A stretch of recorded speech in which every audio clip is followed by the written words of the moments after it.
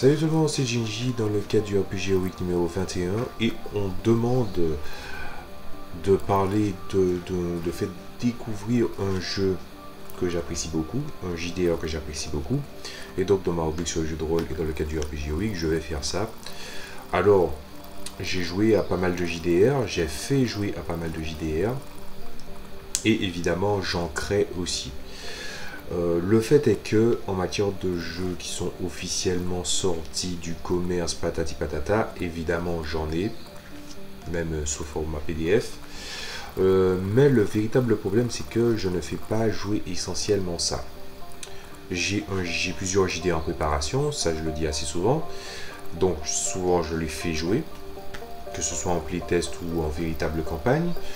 Quand j'ai des one-shots à faire, je n'aime pas me focaliser sur des JDR du commerce. Je préfère créer un système avec l'univers et donc je crée mes propres systèmes pour les univers que je fais jouer. Ou encore, ça m'arrive évidemment de me baser sur un univers connu. Donc du coup, je m'appuie sur les fondamentaux de cet univers connu. Donc du coup, qu'est-ce que j'ai à présenter? Je l'ai présenté maintes fois. C'est le W System Deluxe. Alors, je l'ai déjà présenté maintes et maintes fois sur la chaîne, mais c'est vrai que comme version officielle, vu que j'ai refait souvent le RPG Week, les vidéos du RPG Week, ça serait bien que j'en parle dans son ensemble, donc je vais essayer de lui faire la meilleure pub possible. Donc, c'est le W System Deluxe, la version non Deluxe est disponible en PDF sur le net, trouvable facilement. Fourni avec l'écran de maître de jeu, très pratique et très utile, même si bon, si jamais quelqu'un venait à le perdre, bon, je pense qu'il y a moyen de se débrouiller. C'est assez détaillé, il y a des informations et c'est un système générique. Je vais vous parler du jeu, de ses avantages, de ses inconvénients, et aussi je vais parler des applications que j'ai eues par rapport à ce jeu. Bon, on va commencer par parler de ce qui est dit au dos. C'est souvent, hein, quand quelque chose est au dos, le but c'est de te faire vendre le truc. Pas forcément que ce soit à la hauteur du contenu. Donc on va y aller. Un système puissant et souple. On va dire que pour l'instant ça va. Simple, rapide et modulable, le W System affiche clairement une approche cinématographique. Ça va. Ils se sont pas trompés là-dessus, je peux clairement le confirmer. Côté meneur, il se caractérise par l'absence totale de jet de dés, laissant ainsi libre cours à la narration et au scénario. Là. La table de résolution unique lui permet de résoudre rapidement toutes les actions en cours de jeu, confrontation, combat, dégâts et les PNJ. C'est tout à fait vrai et c'est fou que dans sa simplicité, la simplicité que souvent qu'on l'entend, ça a souvent une teinte péjorative. Là, la simplicité du tableau, j'avoue, ça défonce tout. Ça permet de régler les choses facilement. C'est-à-dire que bon, vous êtes en mode tralala pouette pouette, et puis vous vous dites bon, on va essayer d'improviser les aventures quoi. Vous voulez vraiment faire quelque chose de simple. Vous lisez quoi, je veux dire une bonne partie de ce qu'il y a à faire pour la création de personnages, c'est bon, vous lancez les gens dans une aventure, il n'y a pas de souci. Donc, c'est très intéressant sur ce point-là. Bon. Ensuite, côté joueur, la création de personnages est intuitive, lui laissant la possibilité d'imaginer des héros sur mesure ou en couleur, et ce, en un tour de main. Je dirais que ça aurait été vrai si, en fait, on va dire que l'accès au livre était justement permis aux joueurs. Ce que je veux dire par là, c'est que il y a des systèmes, c'est un système générique, 82 pages, hein, je le rappelle, et avec les modules et les nombreux as pour ce genre de choses-là, évidemment, il y a des choses que le MJ va enlever ou ajouter, mais en matière de construction de personnages, on parle de points de génération, de comment les dépenser, tout ça, et assimiler tout ça pour un joueur, je dirais que ça va pas nécessairement être facile. Après, intuitif, on va dire que le fait qu'on vous dit, vous jouez dans une ambiance et dans un genre d'aventure de telle chose, vous vous basez évidemment sur les codes. Mais imaginez que quelqu'un n'a aucune culture populaire, parce que ça arrive, j'ai un joueur à ma table, j'en parle souvent sur le joueur, genre, ben, jusqu'à récemment, c'était une bite, une bite molle en matière de connaissances culture générale, culture pop. Donc, il y a aussi ce côté-là. Après, il y a d'autres joueurs qui peuvent les appuyer pour simplifier. Donc, je dirais, c'est vrai à 60%, au moins. Voilà. Et des deux côtés, au travers des mécaniques et de jeux homogènes, les règles s'effacent pour laisser place à l'action ou au role-playing et surtout au grand spectacle, adaptable à tout type d'univers en un clin d'œil. Alors encore une fois, le véritable problème dans les règles, c'est un problème qu'on voit justement suffisamment dans de nombreux JDR, c'est-à-dire les abréviations. Quand il y en a peu, ça fonctionne, quand il y en a trop, c'est chiant. Voilà. Donc, le livre en a beaucoup trop. Ça serait un des reproches à faire au livre. Donc, les règles s'effacent pour laisser place à l'action, je dirais. Ce n'est pas vrai dans le sens où le maître de jeu doit quand même relire plusieurs fois le livre pour pouvoir le comprendre, passer au-delà des abréviations, essayer de mémoriser tout ça. Je crois qu'il y a un équivalent anglais pour le W System de luxe, je crois que ça s'appelle le GURPS. Voilà. Tout se résout au D20. C'est vrai que c'est pas dit derrière, mais toutes les actions se résolvent au D20. Ce que vous ne pouvez pas régler avec le tableau, vous le réglez au D20. Voilà. Donc du coup c'est bon. Adaptable à tout type d'univers en un clin d'œil, j'ai eu l'occasion d'observer ça. Bien. Alors du coup, j'ai parlé de quelques défauts, quelques points qui sont vrais ou pas vrais. Donc, est-ce que le dos du livre dit la vérité? Je pense qu'il dit énormément la vérité. C'est un très très bon système. Voilà. Donc, alors, étant donné que bon, j'ai un entourage qui a vraiment un côté très artistique, côté défaut, des gens diront, j'ai entendu sur le net que des gens adoraient les illustrations de le système de luxe. Voilà, je vous montre 2-3 trucs. Par exemple, quand je montrais le paravent, les gens disaient regarde ce que tu nous fais subir. Voilà. Hein. Désolé pour le dessinateur, mais voilà. Je pense que ça montre que chacun ses goûts, mais j'avoue que je ne suis pas fan des illustrations. Mais c'est pas ça, c'est un défaut qui est tellement subjectif qu'il ne compte pas. Les abréviations, un gros défaut. Très très gros défaut. Mais comme j'ai dit, il faut le relire. Moi, je l'ai relu 14 fois avant de le comprendre dans sa totalité. Mais les règles que j'ai compris en diagonale se sont appliquées quand même. Ça a fonctionné. Donc, finalement, intuitif quand même. Ça donne des pistes.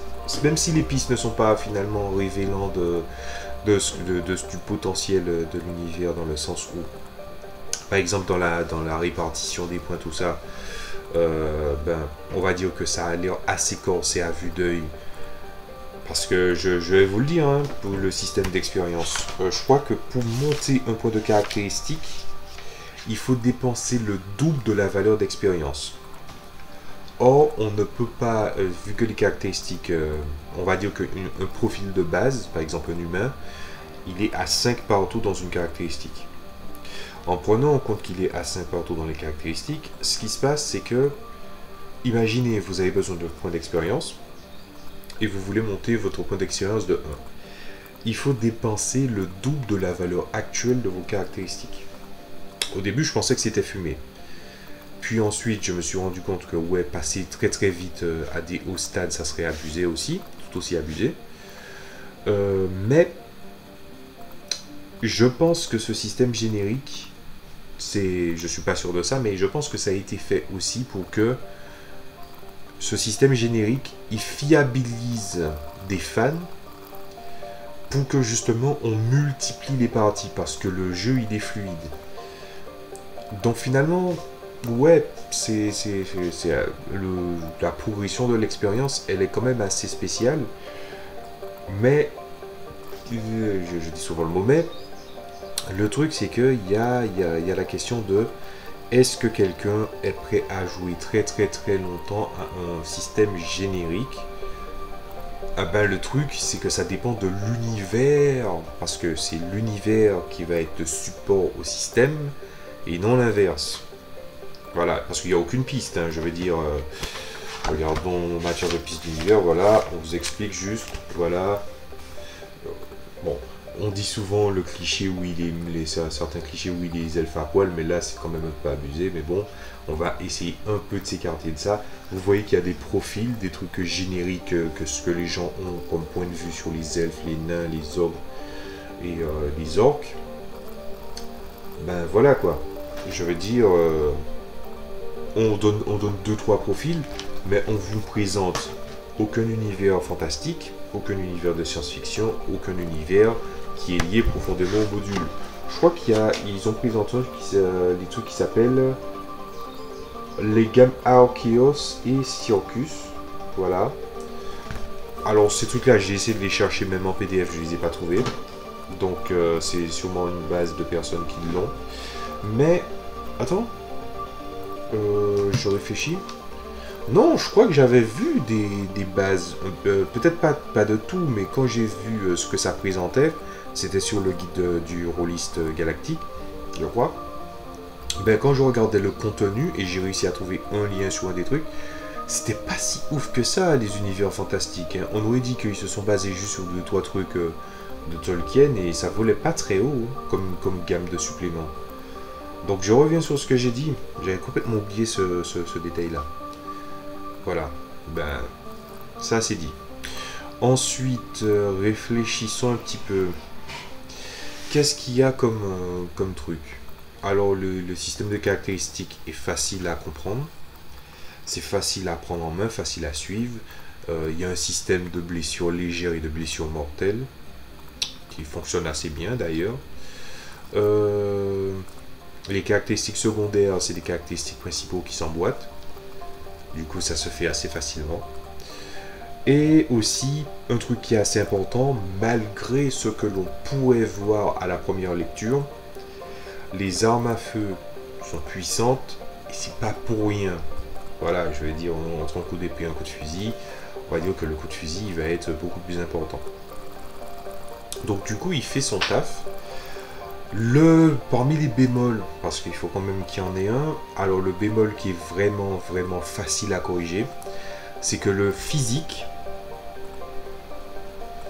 il est beaucoup trop, c'est la caractéristique qui est beaucoup trop prédominante. En fait, il y a 4 caractéristiques, la présence, le mental, la perception et le physique. Et le fait est que on aurait pensé que ça serait mieux que les 4 caractéristiques s'emboîtent, parce que ça se voit dans le système que ça a été fait dans l'intention que les caractéristiques, elles sont équilibrées entre elles et que si on néglige une caractéristique, ça veut dire aussi qu'on accepte de ne pas pouvoir faire certaines choses. Ben, vous voyez ce point-là, le physique fait beaucoup trop de choses. Même pour les armes à feu, c'est du physique. Donc comment j'ai fait pour corriger ça? J'ai fait passer les armes à feu. Alors pour les armes de trait comme les arcs qui demandent justement un petit peu de force, j'ai laissé sur la force. Mais par contre, les armes à feu, je les ai passées sur la perception. Et ça a réglé tous les problèmes. J'ai un ami qui a, comment dire ça, à qui j'avais convaincu d'acheter ce livre. Et je lui avais dit de profiter parce que il est très difficile à la vente. Il a pu le trouver en bon état avec le paravent aussi. Ce qui est quand même génial. Et du coup, ce qui s'est passé, c'est qu'il a vraiment essayé de le... Je crois qu'il a vraiment essayé de le jouer avec, oui, le physique tel que c'est présenté dans les règles. Et c'est sans grande surprise de se rendre compte que les joueurs se tournaient vers le physique. Voilà. Donc, la trop grosse place du physique a pas mal gâché... mais légèrement, il a juste... c'est juste facilement corrigeable, quoi. Voilà. Mais si on le garde tel quel, ben ça va gâcher le truc. Quel autre défaut qu'il y a encore à dire? Ben, le pire, je crois qu'il n'y en a pas d'autres. Hein. Comme j'ai dit, les abréviations, c'est gênant. La construction d'archétypes. Alors, on vous montre comment ça se fait. On vous donne les points, tout ça.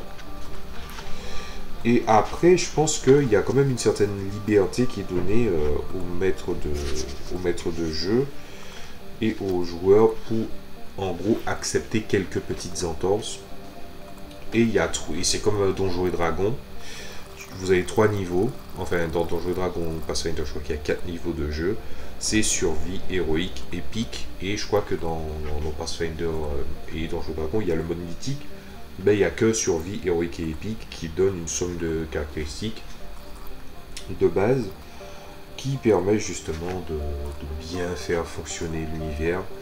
Et je dirais même que il faut aussi faire attention quand on crée un système, et ça c'est pas dit, mais c'est dans les non-dits qui ont l'air qui peuvent servir, il faut faire quand même très attention parce que quand vous faites un niveau de jeu, il faut que le niveau soit cohérent avec le fait que vous avez décidé de faire de vos personnages les personnages principaux de l'histoire. Donc prenons un exemple, hein. En survie, on vous dit qu'un personnage a 28, mais dans le profil de base, on vous dit qu'un être humain est à 5 partout. 5 x 4, ça fait 20 de caractéristiques réparties. Il faut garder ce point-là en tête. Il faut se dire qu'une personne humaine, il est à 5 partout. Une fois que vous avez compris cette règle, ce truc-là, il donne pas mal de paramètres de règles, mais c'est dans les non-dits qu'on arrive à structurer l'univers. D'où le fait qu'il y a plusieurs niveaux de lecture et plusieurs lectures à avoir. Le truc fait 80 pages, donc ça se lit tout seul. Hein. Voilà. Et aussi, c'est assez didactique de la description d'une action, comment on la règle, créer même un art martial, avec des points de règle assez spécifiques. Donc finalement, c'est un très très bel ouvrage. Enfin, les illustrations, voilà quoi. Comme on dit, chacun ses goûts. Mais du coup, ben, j'ai parlé de comment ça fonctionne, j'ai parlé de ses points forts. Et vous avez vu qu'il n'y en avait pas des masses, des points faibles. Il n'y en a pas des masses. Ben, alors, comment j'ai appliqué le jeu? Bon, déjà, ce système générique, je l'avais utilisé pour un JDR sur lequel je travaillais. C'est-à-dire que j'ai relu. Et puis à un moment, je pense que pendant que j'étais en train de créer mon premier JDR, basé sur un univers que je travaillais dessus depuis quand même pas mal de temps, ce qui se passe, c'est que je me suis dit, il faudrait que je présente autre chose à mes joueurs. Et du coup, j'avais créé un univers que j'appelle Wade Unleashed, qui est un univers où vous incarnez des personnages anthropomorphiques, un petit peu comme Star Fox, par exemple. Donc vraiment des personnages animaux anthropomorphiques, et dans une ambiance assez sombre, mais aussi parfois un peu décalée. Pour vous donner des références, imaginez un univers qui est un mélange entre les GTA, Saints Row, les Saints Row pour le côté vraiment cinématographique, voilà, ou avant que ça parte en couille, le Mass Effect, surtout l'ambiance de Mass Effect 2, l'ambiance assez sombre et sale, donc voilà, Borderlands, les GTA, Saints Row, Mass Effect 2, tout ça, et en gros, vous secouez ça, vous mettez ça dans un monde anthropomorphique. C'est vrai que j'aurais pu dire Zootopia aussi. Voilà, et du coup, vous arriviez à un univers qui était quand même assez loufoque, assez marrant. Mais je vais dire un petit truc, c'est que je vais probablement écrire un supplément là-dessus. Je sais pas quand, parce que je dois déjà travailler sur mes JDR. Mais je pense que je créerai un supplément là-dessus. Le défaut de cet univers que j'ai créé, c'est qu'il y a une malédiction qui plane sur cet univers. C'est-à-dire que quand on joue, on fait nos personnages, ouais c'est cool, machin. Et quand on a fini de créer les personnages, il se passe des choses qui fait qu'on repousse encore et encore une partie. C'est-à-dire qu'avant c'était un JDR qu'on était censé jouer une fois comme ça. Puis j'ai dû le passer en one shot. Et même en tant que one shot, on est en 2019, donc ça fait depuis 2014-2015 que je veux essayer de vraiment le faire jouer, d'aligner plusieurs parties, j'y arrive pas. Et du coup, ce qui se passe, c'est qu'il y a une malédiction qui fait qu'on ne peut pas jouer à ce jeu. Le seul truc qu'on arrive à faire à la limite, c'est qu'on crée le personnage, on monte dans l'univers, chacun a son fonds monétaire, et à la fin, on pète les plombs, on achète des armes, on fabrique un fourgon un peu comme la A-Team, comme on dit chez les anglo-saxons, en gros l'agence touriste pour les Français, voilà.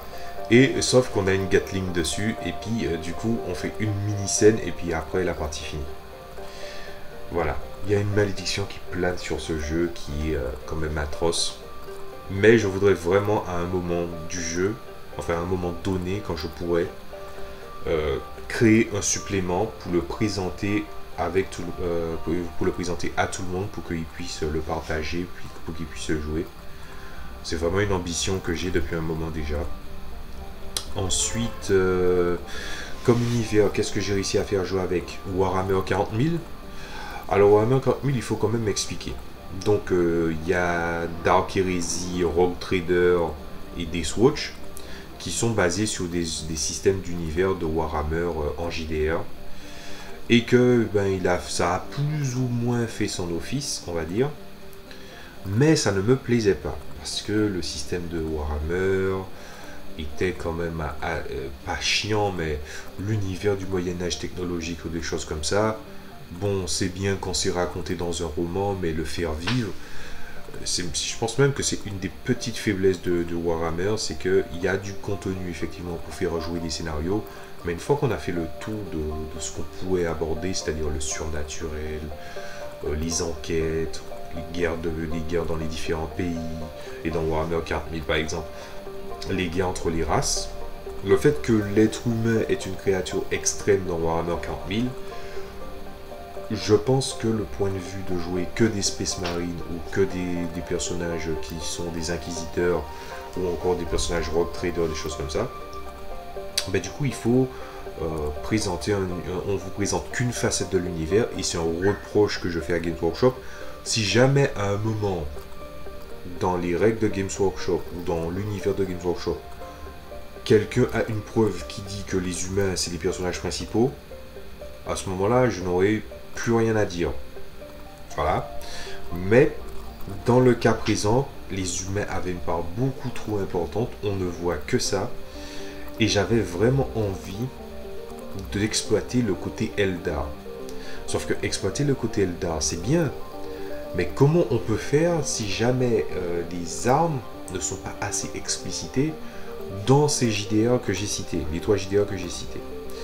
À ce moment-là, comment j'ai fait?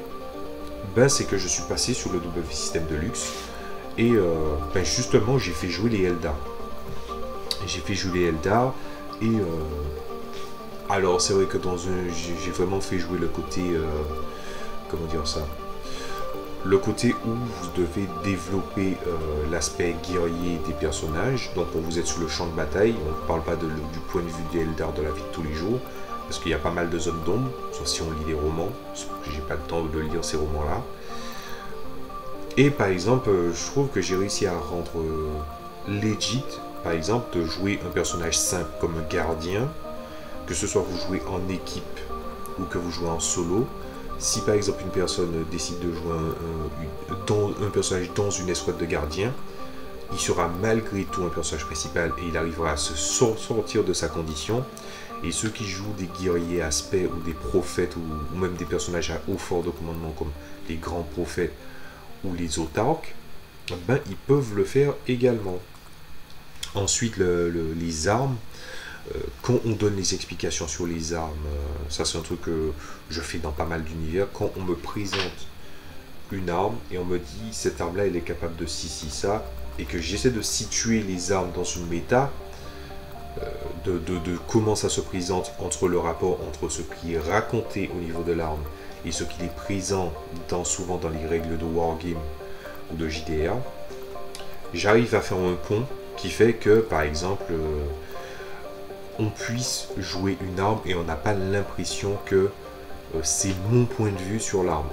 C'est un point de vue qui est basé sur mes observations et uniquement sur mes observations.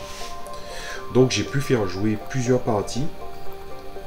Et est-ce que le côté cinématographique, puisque on ajoute souvent ce point-là dans le jeu, est-ce que j'ai pu le retranscrire?